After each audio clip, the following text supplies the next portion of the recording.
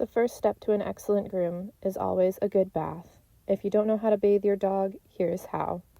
I start every bath by checking the water temperature to ensure that it is proper for the dog. You always want it a little bit cooler than what you would like for your own bath, as for dogs run a little bit warmer than humans do. I always use high quality shampoos that are designed specifically for dogs, so I've already went ahead and mixed it according to the guidelines on the bottle. I wet Gigi down, shook up my shampoo, and then applied it to the entire dog. I do find that hand bathing always gives the best, crisp, and cleanest results for dogs. However, you can also use the car wash nozzles or other grooming nozzles in order to apply the shampoo. Regardless of which method you use to apply the shampoo, you always want to scrub the dog thoroughly throughout their entire body. We got to get in those armpits, in those feet, at their bum. I know it's a little uncomfortable to touch their bum sometimes, but you have to clean it, and even their face. Typically, I like to wash the entire body in my general body shampoo, whatever shampoo that may be accustomed to your dog, and then I always do the face last in a specific non-tearing face shampoo, just so that if by any chance anything were to ever get into the eyes, that it's not going to hurt them. Ideally, you do want to avoid the eyes and the nose and mouth, but accidents do happen, so it's always best to use a specifically formulated shampoo for the face. While you watch the rest of the bathing process, I'm just going to explain a little bit about my lovely demo dog here. This is Gigi, and if you can't tell, she is an American Cocker Spaniel.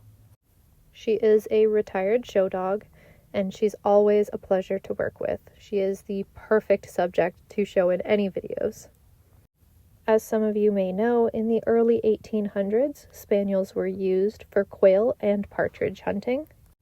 In 1892, the English Cocker Spaniel was recognized, and then in the early 1900s, the American Cocker Spaniel as we know it was finally recognized.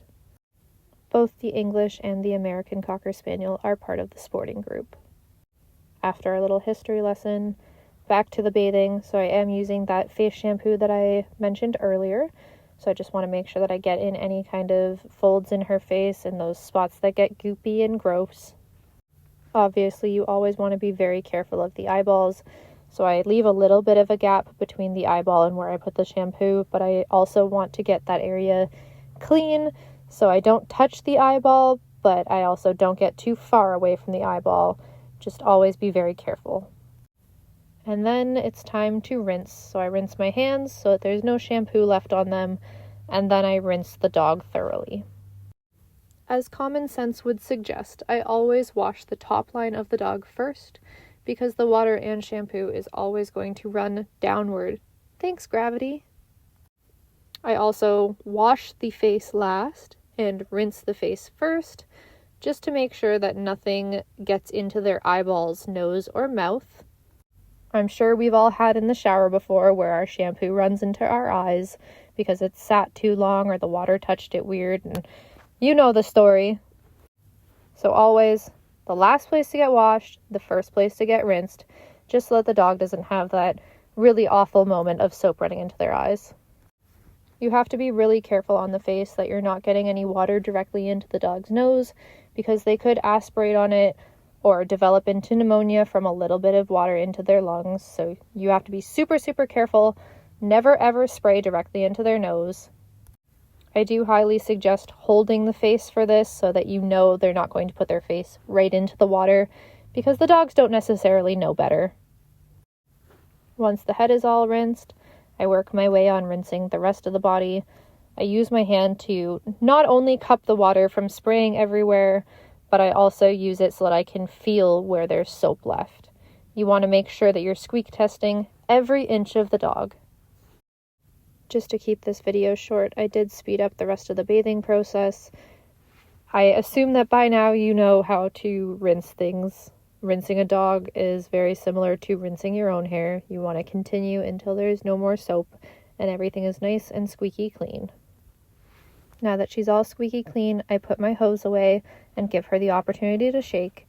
The dog will always shake and get you soaked. I know from experience. And then I gently wring out all of her fur just so that we're not completely soaking the towel. and I will towel dry her very thoroughly before moving over to the dryer. When towel drying, I not only gently squish the areas, but I also rub them a little bit with the towel, just so I can separate the hair and get her as dry as possible before heading over to the high velocity dryer. The more thorough that you bathe your dog, the easier they will be to dry, and the better your finished groom will look. Again, it's just sped up so that the ease of the video to not make it too long, but I thoroughly towel dried her, and then I'm going to remove the loops, and we are off to the high velocity dryer. Say bye, Gigi!